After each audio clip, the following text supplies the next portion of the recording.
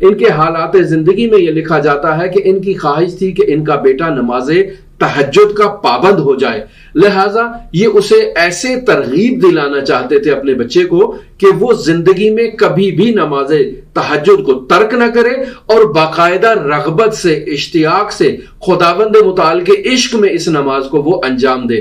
لہٰذا یہ اس برنامے کے اور اس پروگرام کی تلاش میں تھے کہ ایسا ایک پروگرام ترتیب دیا جائے۔ لہٰذا ایک رات یہ اپنے بیٹے کو نیند سے بیدار کرتے ہیں اور کہتے ہیں کہ بیٹا چلتے ہیں حرم میں حضرت سید الاوصیاء علیہ آلاف و تحیت و ثنا، اور وہاں جا کر اظہار عقیدت پیش کرتے ہیں۔ بیٹا کہتا ہے کہ بابا آپ چلیں، میں آپ کے پیچھے آتا ہوں۔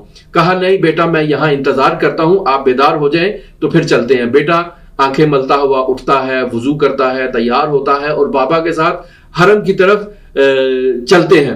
جب حضرت سید الاوصیاء علیہ آلاف و تحیت و ثنا کے باب اقدس پر پہنچتے ہیں تو وہاں شیخ جعفر کاشف الغطا دیکھتے ہیں کہ دروازے پر ایک فقیر بیٹھا ہے جو لوگوں سے اپنی ما یحتاج کا مطالبہ کر رہا ہے، گدائی کر رہا ہے اور مانگ رہا ہے۔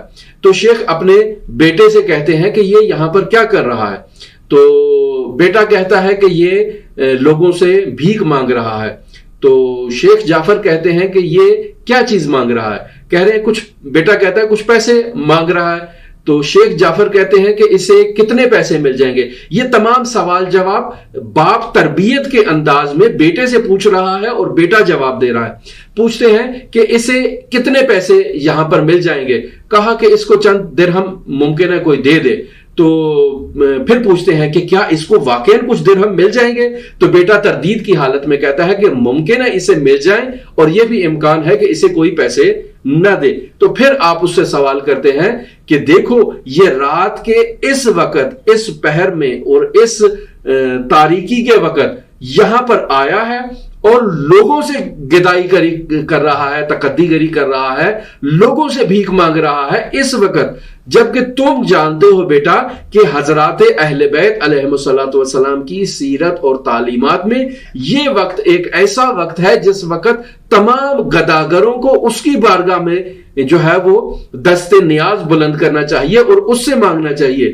اس نے وہ روایات نہیں پڑھی ہیں، یہ اپنی ضرورت کو لوگوں سے مانگ رہا ہے۔ لیکن بیٹا تم نے تو وہ روایات پڑھی ہیں، تمہیں تو معلوم ہے کہ یہ وقت وہ وقت ہے جب اس کے دروازے کھلے ہیں اور وہ پکار رہا ہے کہ کون ہے میری درگاہ میں آنے والا، کون ہے مجھ سے سوال کرنے والا کہ میں اسے عطا کروں۔ تو بیٹا تم نے تو وہ روایات پڑھی ہیں، تم کیوں غفلت کرتے ہو نماز تہجد پڑھنے میں؟ یہ ایک ایسی نصیحت تھی شیخ جعفر کاشف الغطا کی اپنے فرزند کو کہ ان کے فرزند نے اپنے والد بزرگوار کی اس نصیحت کو اپنے دل میں ایسا بٹھایا کہ تمام زندگی اس نے کبھی نماز تہجد کو ترک نہیں کیا، اس میں کبھی سستی نہیں دکھائی اور اطمینان کی حالت میں اپنے پروردگار کے حضور وہ باقاعدہ طور پر نماز تہجد پڑھا کرتا تھا۔